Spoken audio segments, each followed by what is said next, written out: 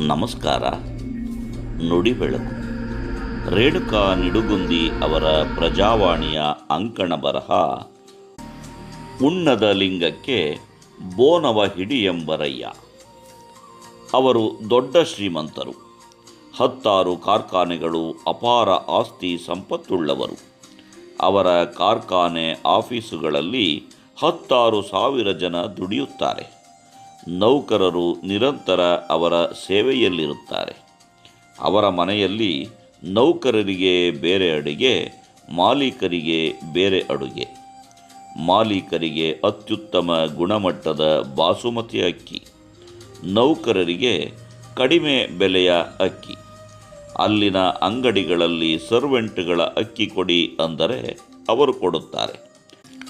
ಹಲವು ರೋಗಗಳು, ಹಾರ್ಟ್ ಸಮಸ್ಯೆ, BP ಅಂತೆಲ್ಲ 108 ಮಾತ್ರೆಗಳನ್ನು ನುಂಗುವ ಶ್ರೀಮಂತನಿಗೆ ತಿನ್ನುವುದಕ್ಕೆ ಪಂಚಭಕ್ಷ್ಯಗಳಿದ್ದರೂ ಆತ ಉಣ್ಣುವುದು ಒಂದು ರೊಟ್ಟಿ.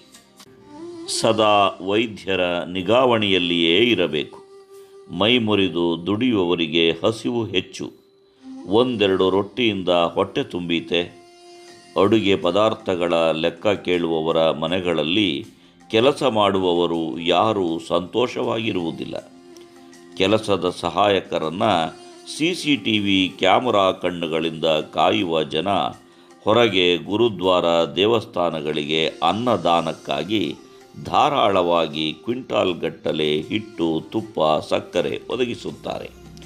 ಹಗಲು ರಾತ್ರಿ ತಮ್ಮ ಸೇವೆ ಮಾಡುವವರ ಬಗ್ಗೆ ಅವರು ಅದಕ್ಕಾಗಿಯೇ ಹುಟ್ಟಿದವರು, ಅವರ ಕರ್ಮದ ಫಲವನ್ನು ಅನುಭವಿಸುತ್ತಿದ್ದಾರೆ, ನಾವೇನು ಮಾಡೋಣ ಎನ್ನುವ ಧೋರಣೆ, ಅಹಂಕಾರ ಅವರ ವರ್ತನೆಯಲ್ಲಿರುತ್ತದೆ.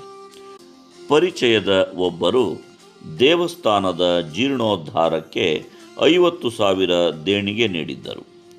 ಆ ಸಮಾಜ ಅವರನ್ನು ಶಾಲು ಹೊದಿಸಿ ಸನ್ಮಾನಿಸಿತು.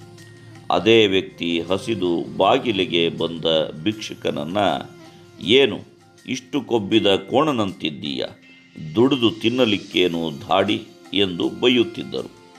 ತೋರಿಕೆಯ ಪ್ರತಿಷ್ಠೆಗಾಗಿ ಜನ ಏನೆಲ್ಲ ಮಾಡುತ್ತಾರೆ. ದೇಣಿಗೆ, ಅನ್ನ ಸಂತರ್ಪಣೆ ಮಾಡುವ ಜನರು ಉಂಬ ಜಂಗಮ ಬಂದಡೆ ನಡೆಯೆಂಬರು, ಉಣ್ಣದ ಲಿಂಗಕ್ಕೆ ಬೋನವ ಹಿಡಿಯೆಂಬರಯ್ಯ ಎಂದು ಸೋಜಿಗವಾಗುತ್ತದೆ. ಕೆಲವರ ಆಷಾಢಭೂತಿತನಕ್ಕೆ ಮನಸ್ಸು ಬೇಸರಗೊಳ್ಳುತ್ತದೆ. ಉಣ್ಣದ ಲಿಂಗಕ್ಕೆ ಎಡೆ ಹಿಡಿಯುವುದು, ಬಡಜಂಗಮರು ಹಸಿದು ಬಂದರೆ ಮುಂದಕ್ಕೆ ಹೋಗು ಎನ್ನುವುದು, ಈ ವೈರುಧ್ಯಗಳು ನಮ್ಮ ಜೀವನದ ವೈರುಧ್ಯಗಳನ್ನು ಪ್ರತಿಬಿಂಬಿಸುತ್ತವೆ. ಮನುಷ್ಯನ ಸಣ್ಣತನಗಳನ್ನು ಹೊರಗೆ ಹಚ್ಚುತ್ತವೆ.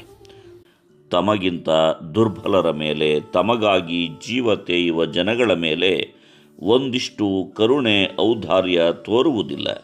ಕೈ ಎತ್ತಿ ಏನನ್ನೂ ನೀಡುವುದಿಲ್ಲ. ಕಷ್ಟ ಸುಖ ಕೇಳುವುದಿಲ್ಲ. ನೊಂದಿರ, ಬೆಂದಿರ, ಉಂಡಿರ ಎಂದು ವಿಚಾರಿಸಲಾರರು. ಬದಲಾಗಿ ಉಣ್ಣದ ಲಿಂಗಕ್ಕೆ ನೈವೇದ್ಯ ನೀಡುತ್ತಾರೆ. ಗುಡಿ ಗುಂಡಾರಗಳಲ್ಲಿನ ಕಲ್ಲು ದೇವರಿಗೆ, ನಿರ್ಜೀವ ವಸ್ತುಗಳಿಗೆ ಸುರಿಯುವ ಬದಲು ಹಸಿದವರಿಗೆ ನೀಡಿ ಅದನ್ನು ಸದ್ವಿನಿಯೋಗ ಮಾಡಿರಿ ಎನ್ನುತ್ತಾರೆ ಬಸವಣ್ಣ.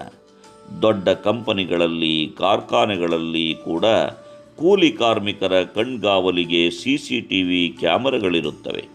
ಅವರು ಮಾಡುವ ಕೆಲಸವನ್ನು ಶ್ಲಾಘಿಸದ ಅಧಿಕಾರಿಗಳು ಆ ಕಾರ್ಮಿಕ ದಣಿದು ಅರಕ್ಷಣ ಕಾಲು ಚಾಚಿ ಕುಳಿತಿದ್ದರೂ ಶಿಕ್ಷಿಸುತ್ತಾರೆ.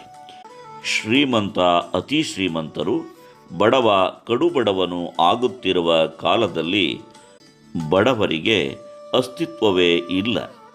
ಅವರು ಮನುಷ್ಯರು ಎಂದು ಪರಿಗಣಿಸುವುದು ಯಾವಾಗ? ನಮಸ್ಕಾರ. ಧನ್ಯವಾದಗಳು.